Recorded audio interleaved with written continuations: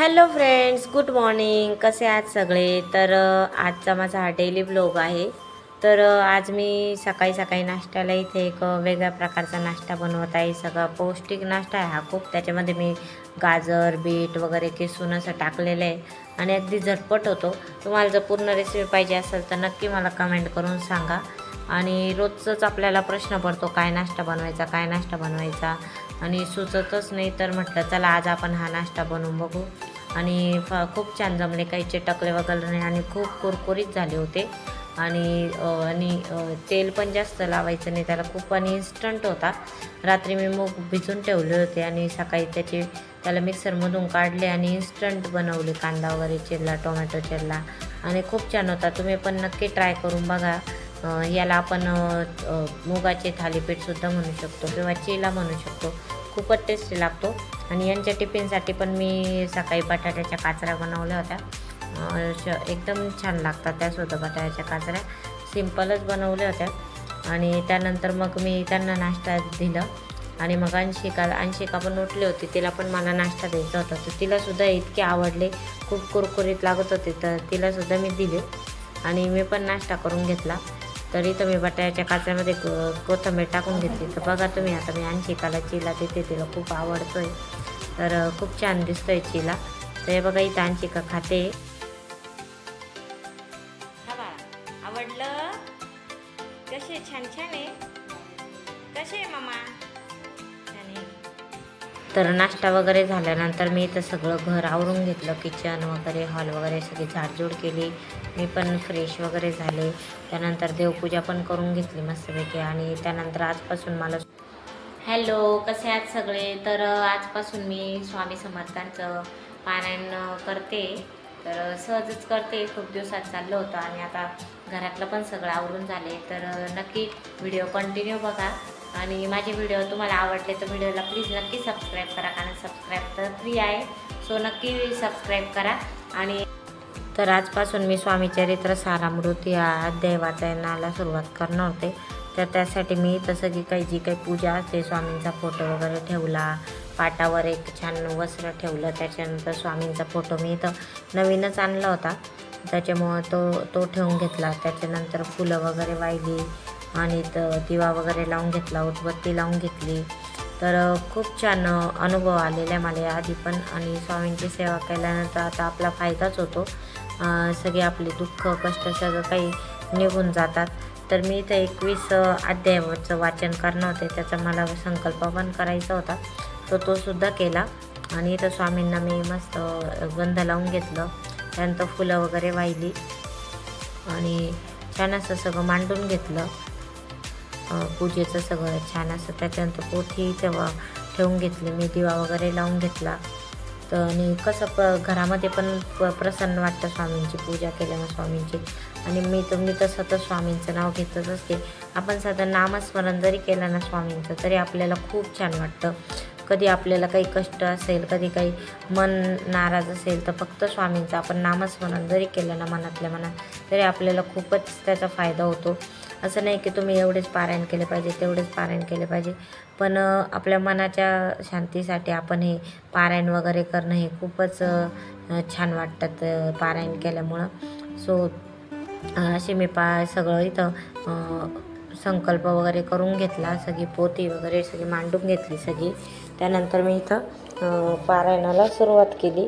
रोज मी 7 अध्याय वाचणार आहे, कारण माझी मुलगी लहान आहे ना, त्याच्यावर तिचं पण मला सगळं बघावं लागतं, घरातलं स्वयंपाक वगैरे. सो असं मला जमल तसं मी रोज 7 अध्याय, म्हणजे 3 दिवसात माझे 21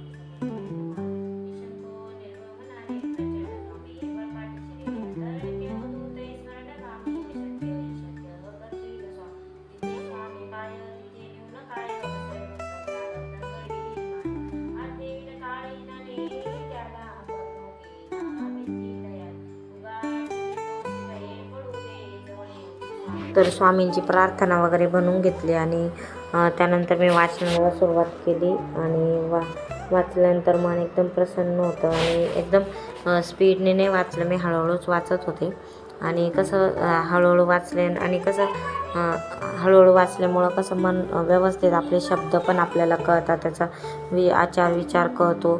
तर अंशिका पण झोपलेली होती ना, त्याच्यामुळं मला छान वाचता आलं, पारायण छान करता आलं आणि मन पण कसं शांत होतं. आणि शांतता असली ना घरामध्ये तर अजून छान आपलं पारायण व्यवस्थित होतं. तर पारायण वगैरे झालं केल्यानंतर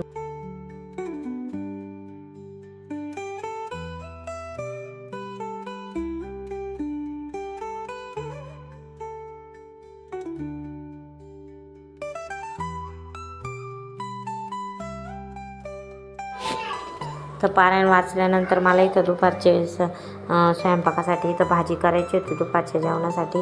तर मी त्या भाजीच्या तयारीला लागले. तर लेट झालं होतं थोडंसं, मग मी वांग्याची भाजी करायचं ठरवलं.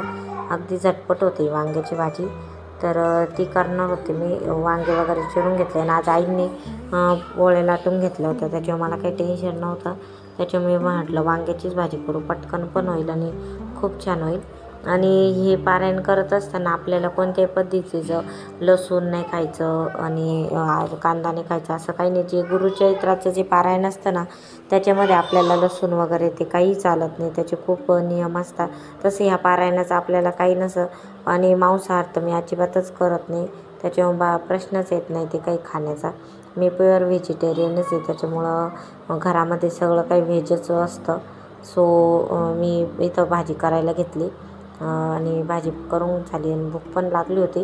अंशिकाला पण खाऊ घातलं आणि तिला पण मला मग झोपवायचं होतं. तर मग मी पटकन भाजी वगैरे करून घेतली आणि मग पोळ्या तर रेडीच होत्या आणि मग जेवायला बसायचं होतं मला लगेच. आणि भाजी वगैरे झाली माझी.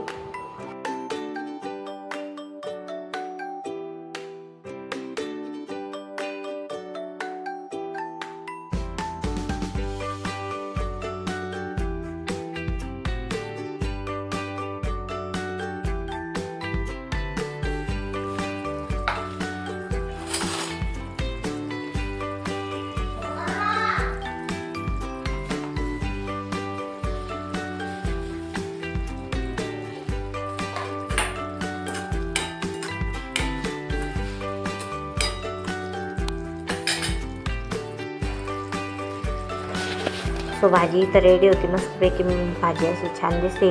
तर म्हटलं गाजर होतं घरामध्ये, चल म्हटलं त्याची छान आपण गोल गोल काप करून घेऊ आणि मस्त थोडं तोंडी लावायला कसं छान वाटतं. आणि उन्हाळ्याचं कसं जेवण पण नाही जात, सो तोंडी लावायला असं काही चटणी वगैरे सॅलड वगैरे असलं ना तर अजून छान जेवायला मजा येते. तर त्यानंतर मी तर असं गाजर कापून घेतलं आणि मग जेवायला बसलो. जेवण वगैरे केलं त्यानंतर मी तर रिलॅक्स बसले होते अंशिकासोबत खेळत. तर आजचा व्हिडिओ तुम्हाला कसा वाटला आहे मला नक्की कमेंट करून सांगा. व्हिडिओला लाईक करा, शेअर करा आणि चॅनलला नक्की सबस्क्राईब करा.